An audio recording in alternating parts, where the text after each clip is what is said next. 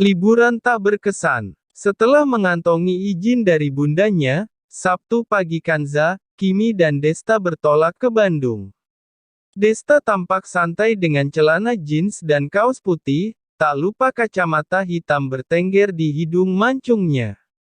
Kimi yang duduk di kursi belakang diam-diam mencuri pandang ke arah Desta yang sedang fokus pada jalan di depannya. Menurut Kimi, Desta terlalu tampan untuk ukuran ayah yang sudah mempunyai anak gadis. Sementara Kanza yang duduk di depan sudah langsung teler begitu mobil memasuki jalan tol. Kim, kalau ngantuk tidur aja, Desta melihat Kimi melalui kaca. Gak ngantuk kok om, jawab Kimi. Sebetulnya lah mulai ngantuk, tapi lah tidak tega melihat ayah sahabatnya itu menyetir sendiri, makanya ia memilih tetap terjaga. Nanti kalau lulus SMA kamu mau lanjut kemana? Tanya Desta. Mau ambil sekolah fashion, biar bisa lanjutin usaha bunda, jawab Kimi. Sekolah di luar? Tanya Desta lagi. Di sini aja, kalau di LN kasihan nanti bunda ditinggal, tak bisa dibayangkan jika ia harus jauh dari bundanya. Desta tersenyum. Astaga, kenapa Om Desta terlihat sangat tampan sekali, batin Kimi. Apalagi senyumnya itu, ya Tuhan, hati Kimi jadi meleleh. Tak bisa dipungkiri kalau diam-diam ia mengagumi pesona ayah sahabatnya itu. Seorang lelaki matang yang betah menduda demi membesarkan putrinya. Kim, kenapa? Tanya Desta heran ketika sahabat putrinya itu tiba-tiba diam. Gak apa-apa om. Kimi tersipu malu. Mobil yang dikendarai Desta mulai memasuki kota Bandung. Kanza mulai membuka matanya. Udah nyampe ya Pi? Tanya Kanza dengan suara sedikit serak. Udah dodol, jawab Kimi. Kita langsung ke hotel apa cari makan dulu? Tanya Desta ketika dilihat jam yang melingkar di tangannya menunjukkan angka 11. Makan dulu, jawab Kanza dan Kimi serempak. Oke. Desta pun melajukan mobilnya menuju sebuah restoran yang tak jauh dari sana, lah membawa kedua gadis itu ke sebuah meja dan mereka pun memesan makanan. Selama makan Kimi beberapa kali mencuri pandang ketika Desta mengusap noda saus di bibir putrinya. Andai ayahnya masih ada mungkin ia juga akan diperlakukan seperti itu oleh ayahnya. Selesai makan mereka melanjutkan perjalanan mencari hotel tempat mereka akan menginap. Sebuah hotel di daerah Lembang menjadi pilihan mereka. Setelah check-in Desta pun menggiring kedua gadis itu menuju kamar yang mereka pesan. Kanza dan Kimi memilih tidur dalam satu kamar, sementara Desta di kamar sebelahnya. Kalian istirahat dulu, nanti malam kita keluar, ucap Desta sebelum masuk ke kamarnya. Waktu menunjukkan pukul 7 malam ketika Desta membawa kedua gadis itu ke sebuah kafe di daerah Lembang. Kafe dengan konsep semi-outdoor menjadi pilihan Desta kali ini. Kanza dan Kimi pun sangat menikmati pasta yang mereka pesan dengan ditemani semilir angin pegunungan. Sayang, papi ingin kamu bertemu seseorang, ucap Desta sedikit ragu. Kanza terperangah, begitupun Kimi. Siapa Pi?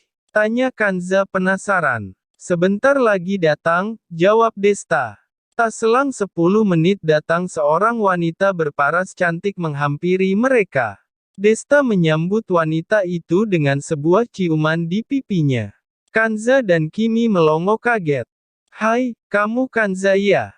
Sapa wanita itu ramah, dan kamu? Petik 2. Kimi tante, jawab Kimi sopan. Kenalkan ini Tante Bella, Desta memperkenalkan wanita itu. Kanza hanya melirik sedikit kemudian menyantap pastanya kembali. Desta terlihat kesal melihat Kanza yang tidak sopan. Bella menyentuh tangan Desta mengisyaratkan kalau dia tidak apa-apa. Sementara Kimi berada di posisi yang serba salah. Akhirnya ia pun mulai menyantap pastanya. Bella mencoba mengajak Kanza ngobrol dengan menanyakan sekolahnya, hobi, bahkan bertanya apakah Kanza sudah punya pacar atau belum.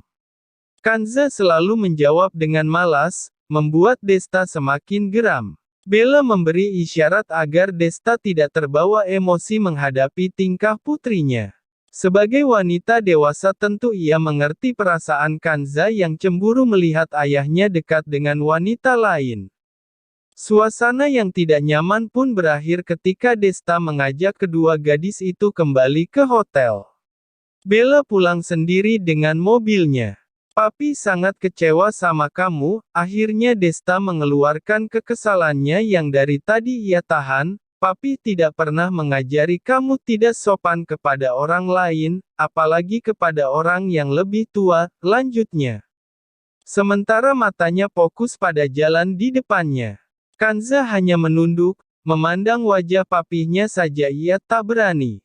Gadis itu tahu kesalahannya tapi ia tetap tidak suka papinya dekat dengan wanita lain. Walau mungkin itu terlihat sangat egois dan kekanakan. Kanza mengusap ujung matanya yang basah. Kimi pun memilih diam melihat Desta mengeluarkan kekesalannya pada Kanza. Belum pernah ia melihat Desta semarah itu. Melihat sahabatnya menangis hati Kimi jadi terenyuh, diusapnya punggung Kanza lembut mencoba meredakan kegusaran hatinya. Tiba di hotel Kanza langsung menarik tangan Kimi masuk ke kamarnya tanpa mempedulikan Desta yang masih terlihat kesal.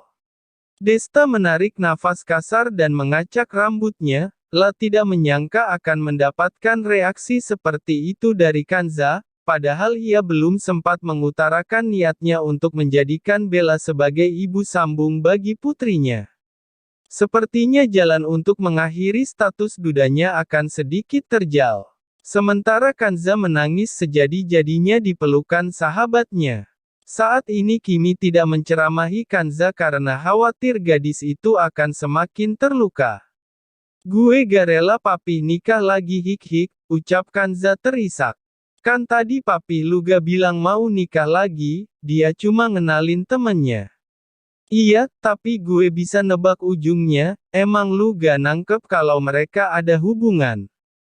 Kimi terdiam, tentu saja ia lihat bagaimana Bella memandang Desta penuh cinta, dan itu membuatnya dadanya terasa sesak. Kalau boleh jujur ia pun tidak suka jika ayah sahabatnya itu dekat dengan wanita lain. Rasa yang ia sembunyikan sedalam mungkin hingga tak ada orang lain yang tahu. Rasa yang malu untuk ia akui. Malam semakin larut, kedua gadis itu pun akhirnya tertidur. Bersambung.